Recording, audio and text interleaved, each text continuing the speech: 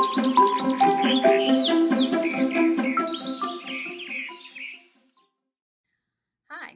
happy Book Direct Day.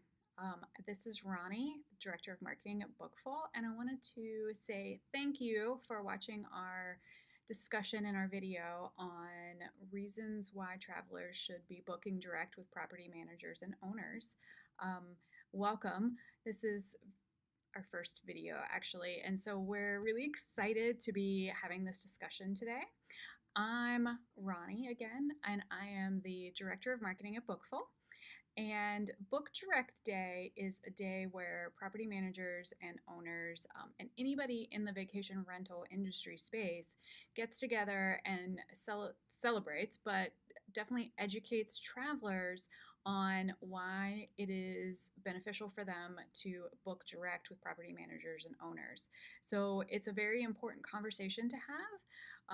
Only because there are lots of different topics, and we're going to talk about that in our roundtable in just a minute. But I wanted to get down here and introduce everybody so that we can jump right into that discussion.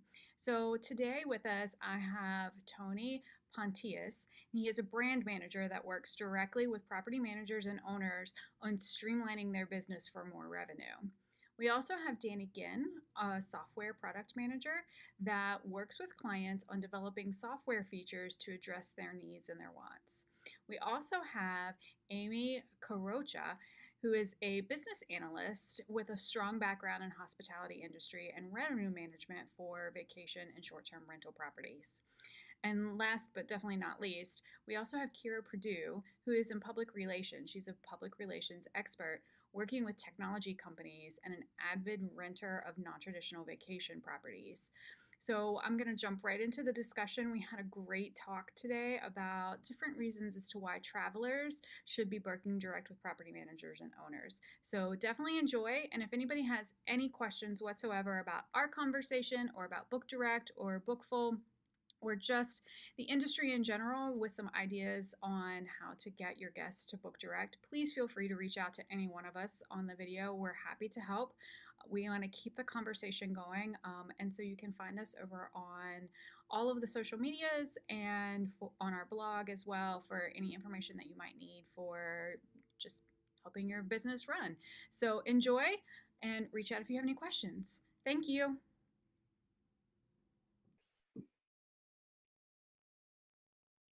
Hey guys, I'm really excited to have everybody here today talking about Book Direct. And so we're just going to jump right into the discussion.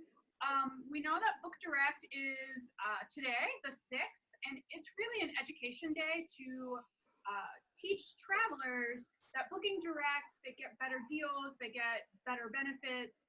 It's just easier for them to be able to book direct with property managers and owners. And so we wanted to have a little bit of a discussion today and talk about Book Direct and kind of everybody's thoughts and their perspectives on why it's good for travelers and why property managers really need to work on educating their guests on why it's important to book direct and convert them into that. So the first topic I want to talk about, and it's a fairly obvious one, everybody talks about it in all of their posts that they're putting online and tweets and everything, is that travelers can save a ton of money in fees. So OTAs all have to charge a fee. They've got to stay in business too. But as a traveler, you want to save some money. That's where a lot of money comes from. I read an article from Vacation Soup recently that said anywhere from $100 to $200 depending on the amount of the booking. And they even showed an example of one where it was like a very high-end booking, and the fees were $10,000. Like, that was out of budget. Like, that blows my whole vacation budget out of the water for anything else I wanted to do. So what are everybody's thoughts about how much money you can save if a traveler books direct? I mean, I think you could save anywhere from just a few bucks to, like the one example said, where you can save a few thousand. But I think you get more like of a personal touch when you do direct, but then it's not computerized, automated. Like you call somebody, with them, and kind of put like a voice to the name, and then eventually like a face. So it's more personal. Mm-hmm. Yeah. So OTAs for vacation rentals, they actually charge anywhere from nothing to 60%. So it's actually a really It's a very wide range, and they think that they charge you less as you spend more. So even if you get maybe a one night stay, it's only a 2 night stay. They're probably getting charged a higher percentage based on the amount that you're spending. So it is a lot, and one of the big advantages of booking direct is that not only would you save money if you book direct, but typically the host also saves money when you do that. So they might be more willing to negotiate down the rate if giving both of you money, because all the OTAs also charge them as well. So more negotiation power. Yeah. Yeah. Well, and that, that fee, that's, let's just say 16%, go with the highest one. Now you're looking at 16% plus whatever like taxes you're paying to the city, which sometimes in some places can be close to 30% on hospitality taxes. Like that's a lot of money of your booking. Who's had experience in this group of, booking with an OTA that they ended up paying a ton of fees? One thing I was just thinking is some of these fees, like $100 and that might not seem like a lot here and there, but if you're traveling consistently, those add up quick. Yeah, that's true. Like if you're an avid traveler and, out once a month, easily once a month, that's $1,200 in a year. Yeah. Yeah, that's a lot of money. That's a lot of rounds of happy hour. Exactly. If I hit the dollar bubbles at happy hour, that's a lot of shipping. So yeah, so I think it's just kind of obvious that everybody's going to save money if you book direct. The next topic I had that I wanted to talk to everybody about was making, you had kind of brought it up already, like simple changes to your reservation if you book direct. Yeah. So all of the fees, they want you to go through them regardless of what you're doing with the reservation. Shorten it if you have to cancel it, obviously.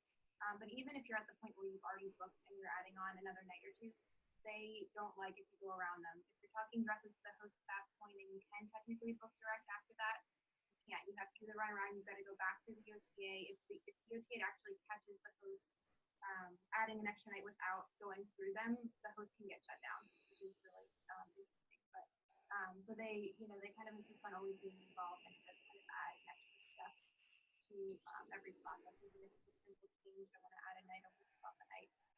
Cancellations too. For example, like the warning that we all got, something like that. Even if it's extenuating circumstance, you still have to call Airbnb, go through their process, and then get in touch with the host and kind of, it's always involving a third party. Always adds an extra step. It's never easy. It's never pleasant to sit on hold for a long time or to be with a lag in response time from. Here, have you had any experience where you've had to make a change that you've gone through an OTA versus somebody directly? Absolutely, and you really lose the personal human understanding and connection when you're not doing it directly. I've done it both ways. And, when I've gone through an OTA and had to either make changes or make a cancellation, there's no real human connection there to really understand what it is going on in my life that has caused this change versus the times where I've had to do it, either change it or just most recently, actually, I had a reservation. It was in the December timeframe. And because, long story short, of issues with my child's soccer team, we ended up having to cancel it. And I was able to do that directly without losing really anything but the initial deposit. And the guy was understanding. And then that leaves that relationship open again with that property manager to book that property again in the future, because it is something I want to do. Yeah, I was just getting ready to, as a follow-up to that, ask about like that relationship of returning back to that same spot. Right. Yeah, I mean, statistically from, marketing perspective, I know that it's cheaper to keep a customer than always be getting new ones. So, all around, not only are travelers and property managers saving money on fees, but then they're saving money on not having to always get new guests all the time. So yeah, that's definitely something that's easy. I know I've had to book on OTAs before and make slight changes, and you have to. I'm standing at the facility, going, I need to make a change, and they're, the property manager's looking at me, going, I can't do anything about it, and I have to call the third party. And I'm standing there watching her pick up the phone and talk to them as I'm on hold. I'm like, why do we have to keep going? Why do I have to keep going through this? And so, that was which really is missing the point of hospitality. The hospitality, yes, absolutely, and how this all fits into the sharing economy, right? If we're having to deal with a third party, that's not exactly the definition of this sharing economy, but the fact that that I could book direct, the onset of Ubers and Lyfts and things like that, all of that is one-on-one communication, mainly between two people who have a common goal, versus this giant third party that is, can kind of muddle things up in the background. Well, yeah, the great thing is about booking direct is you're basically cutting out that middleman. So you're saving time and money. Sure. And headache. I would say too, like kind of piggybacking off of here with like sharing economy, by booking direct, like you're feeding the local economy like directly instead of the third party, where then the host only gets like a chunk of that. Yeah. So like all of this can go direct to them, and what is local? Like it's 6 times over when you buy local instead of like from a major store or brand, or going to an OTA. Right. Well, moving on to the third topic I had down for all of us to try and talk about a little bit was the fact that not all vacation rentals or short-term rentals are on. Being able to find some really great vacation spots that aren't marketed on those big national OTAs. So let's talk about that a little bit. Like, what's everybody's thoughts on that? Like, how are good ways to travel to find great spots? What's happening with that? I mean, I guess I would first say like social media. I mean, if you look at it, like most people have a Facebook or an Instagram that you could just simply type in the search bar like vacation rental, or if you wanted like a specific spot like Colorado or Florida, something that you're looking for, and you can narrow it down that way, or even Google would be like the overall. But where do they fall in rankings? So you can easily find them, and they're not on the channel that pops up first. And what I was actually going to say is kind of going along with the social media aspect, a lot of property management use to a blog, and so like when you're looking to stay somewhere and you're looking for ideas, like that's always, for me, like that's always been one of the big perks of finding them directly, because you can, they not only provide you with exactly what you need, like information and options, but you can also kind of see like from a local perspective, like, a little bit more about the area, and it's more of a, I know that a lot of property managers, they try to interact with the guests in more than just the level of getting the booking they want to kind of give you experience. So finding them on social media, I think, is a huge deal. Yeah, to play off the social media thing, I don't know about you guys, but I'm definitely a heavy Instagram user, and because it's a visual platform, travel is very much a big segment on Instagram, because you're showing the experience, you're showing the property, you're showing like what are my guests getting when they come here. But within that, even to really hone in on properties that might be there that you're not seeing anyplace else, is to really hone in on very specific hashtags, because that's what they're used for. They're used for searching. And so some of those properties will use very branded specific or travel specific hashtags that then you can get through the feed and kind of compare hashtags of location and hashtags of what you want to do, so that you can find those properties on, say, Instagram. That one's a great spot for definitely hashtag searching, to get to some of those properties that might not find anyplace else. The other place that, talking on that marketing perspective, is travelers are using Pinterest to plan trips now, and Pinterest as a company is starting to recognize that and created a traveler persona within their business. And so they're really utilizing travelers within the Pinterest platform to be like planning trips and, Mm-hmm. and things like that. So I have used Pinterest quite a bit to plan travel. If you would go to my Pinterest page, you'll find an entire folder on Iceland, an entire folder on Colorado, an entire folder. I mean, just things that we want to eat, places we want to stay, or things we want to do. I just throw them in that folder, and then when it gets closer to time, that's when I start planning and using Pinterest.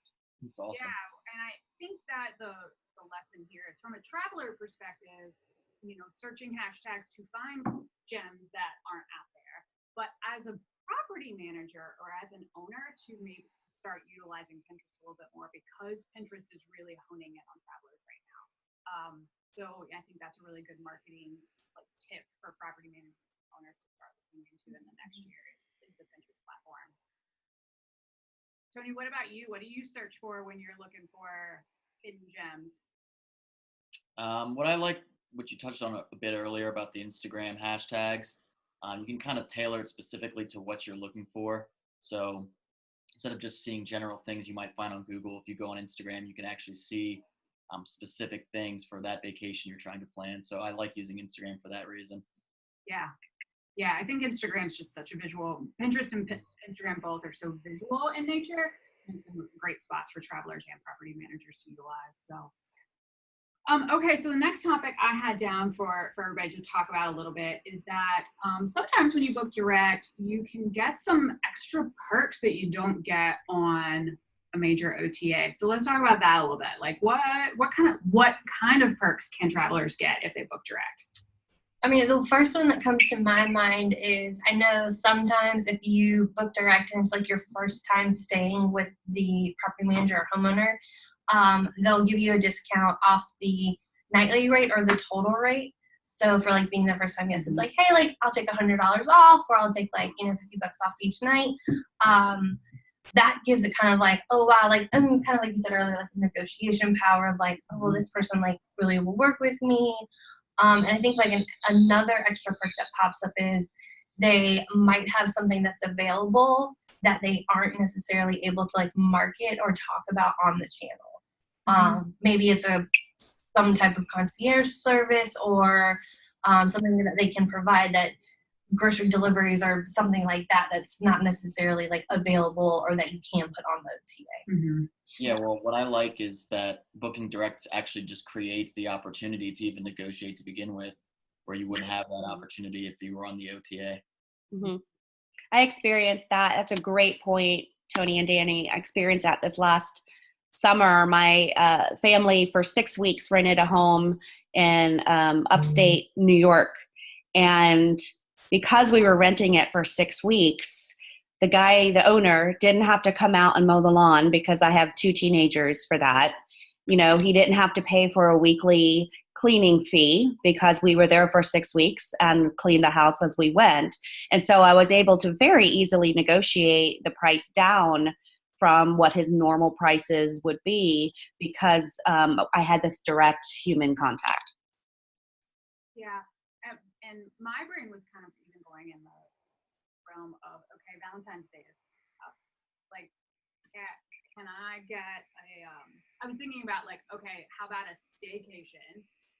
If I book direct for a night at Valentine's Day and do a staycation, can I work with them about like putting flowers in the room or a bottle of champagne? Like, I can't book that on any OTA. That's not an extra I can add on there. Yeah. Like, those are definitely extras I think that booking direct can help you get if you have this special occasion and you kind of want to do something a little bit special. I think property managers and owners really help you with that if they've got the time and bandwidth to offer it. It was one of those things I was like, oh, Valentine's Day is coming up. Wouldn't that be nice to have a staycation and a full bottle of wine, some roses? Be great. So I think there's one other perk.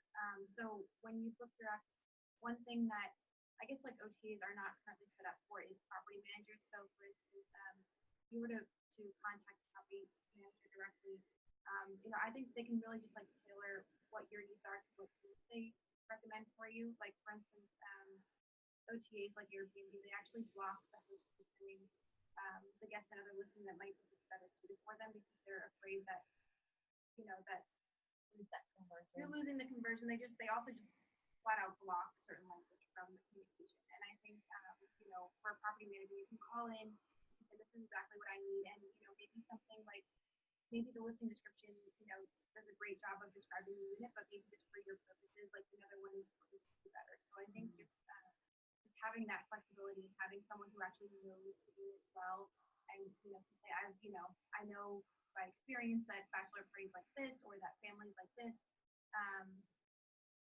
That's a huge perk. But also, get on mailing lists for property management companies and get discounts that way. It doesn't always have to be, it can be like an ongoing. Every year you visit Miami or you visit, Charleston or something like that, and you're part of this mailing list, and you automatically get perks that associate never Yeah. Oh, go ahead. I was like speaking off of pulling off of that into like the last topic that we talked about, or maybe the one before that, but like finding the property managers, like getting in touch with local visitor center, because a lot of property managers like talk with them or have a special with them, or they can put them in touch with how to like stay local, and that's a good way to like get in touch with them without going to people. Well, and that's a good segue into the next topic, actually, about like living like a local. A lot of these OTAs have kind of played on this, hey, when you're vacationing, live like a local. Yet they're not here. They're not there. So how can they even claim to live like local if they won't let you talk to the owner or the manager? And so, I wanted to talk a little bit about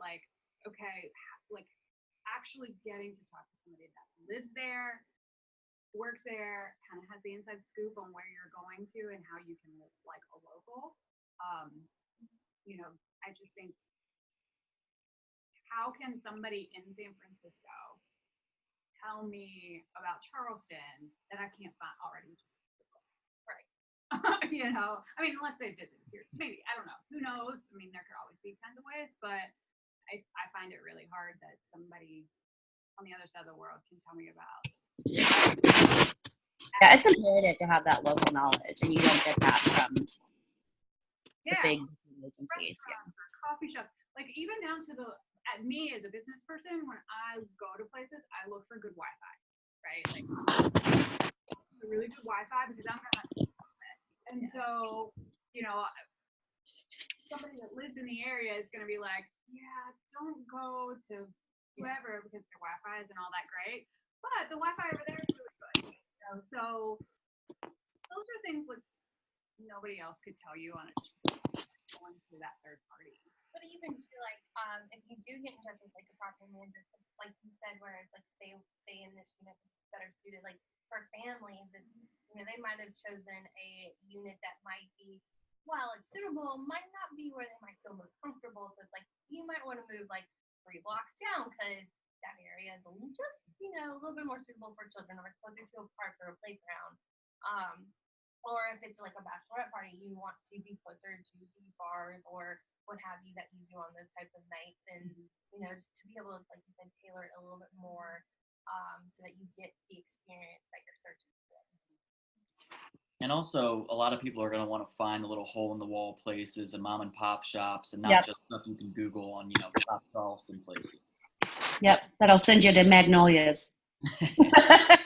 Exactly, all the tourist traps that exactly locals go. Yeah, no, really. Yeah, I can tell you much better places. Don't go to these places. Go to this place. Yeah. If there's a big billboard in the airport, don't eat there. Yeah. I didn't actually include this as one of our topics, but I wanted to hit on it just really quick because you brought up something that made me go, oh, we might need to mention this. So you mentioned about dealing with a property manager that if you contact them, might go, we have another unit that might be better suited for you. As a traveler, know that people own a vacation rental or second home or whatever, and they're using it for additional income, doing it as a short-term rental. That's great, but a lot of travelers might not even know what property managers do. Like, so back to your point about getting on mailing lists for property management companies, they're all different sizes. You might have one that's only got a handful of properties of like 20, but then there are some property management companies out there that manage like 400 properties. There's a lot of selection there that travelers get a lot of benefit or variety to be able to choose something. So I think it's good for travelers, even if they're dealing with a manager that's managing multiple properties, they're still booking direct. Because that manager is working on behalf of the owner, and the owner's just decided to do that. But there is some variety there for people. Like even if they got on a property manager's mailing list, if it's a large property management company, they're going to get a lot of options. Right. It's not just one person here and there kind of emailing them randomly. Yeah, exactly. But yeah, there are some property management companies out there that are definitely larger and managing that portfolio that gets a good variety of properties. Yeah.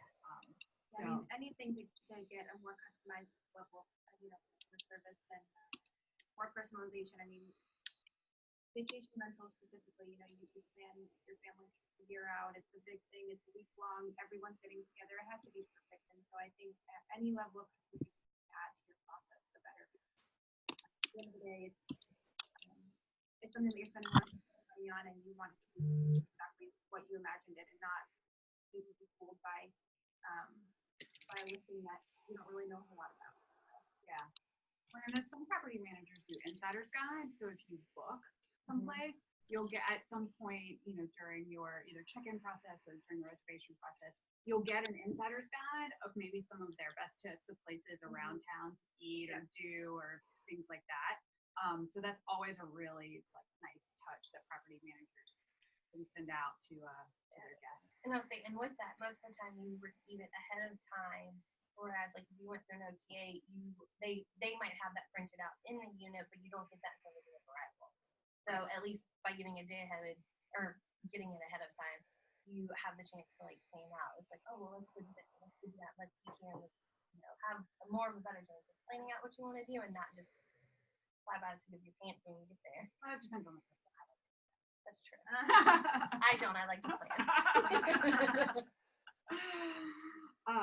So does anybody else have any other points or tips as to why booking direct, why travelers should book direct, why property managers should promote booking direct? I think we touched on most of it. Probably a million that we haven't touched, but Yeah. Kira, Tony, anything on your side that you can think of that's good points? I think we touched on most of it in our discussion so far. Yeah. I think there's a lot of opportunity for property managers to market well to guests and to create some loyal guests and keep them coming back every year. Because we're finding statistically millennials are definitely travel more than baby boomers or Gen Xers now. Millennials are definitely spending close to 30% of their income every year on travel. So there's a lot of opportunity there. And millennials like to stay in local places. They like to stay in vacation rentals. They're gravitating towards that more localized experience. Like they're into experiences, not just vacation. So I think property managers have a lot of opportunity there to really hone into that segment that's spending a lot of money on travel and get to them in new and interesting ways, for sure. Back to your point on Wi-Fi. Yes. They better have good Wi-Fi if they want to track. Yeah. Definitely for millennials. Yeah, they got better have good Wi-Fi for a millennial. Really, anymore, you better have good Wi-Fi for just about anybody. Yeah. Yep. So those perks are kind of nice. For me too, you better have coffee. Please offer This coffee, like just even a little packet. Yep. Yeah. Even if it's only that, like the coffee maker that's only that big, you get one cup out of it. I don't care. Yeah. Coffee. And the basics like that are expected. When they start adding in additional things, that's when you remember it. I rented a place one time, for example, that had a crock pot. I've never rented a place that offered a crock pot except this one place, and it was so fabulous because I was able to cook for everyone so easily the whole week. Why every rental house doesn't offer a crock pot is beyond me. But, yeah. Yeah. Interesting. I've never had one with crock pot. I've always got coffee and like one of those like granola bars, like 100-calorie granola bars. I get those all the time. Those are great. So I've only rented one vacation rental that had a pool, and that was nice. It was too cold to swim, but it was beautiful. I'll enjoy you from afar. Yeah, we sat by it, but that was about it. Well, if nobody else has anything else, we'll get this wrapped up for today. I really appreciate all you guys coming on here and talking to us about this. I think. Yeah, thank you. Yeah, thanks. Talking about, I think it can help travelers and property managers talk about. So thank you guys so much for being with me today and talking about this. And anybody that is watching, thank you so much for watching. We're excited to keep this conversation and continue to be participating in the Book Direct Day. We think it's really important for all of property managers and owners to start working on getting more direct booking. So I just want to say thank you and have a great day, guys. Thank you. Bye. Thanks, everyone. Bye.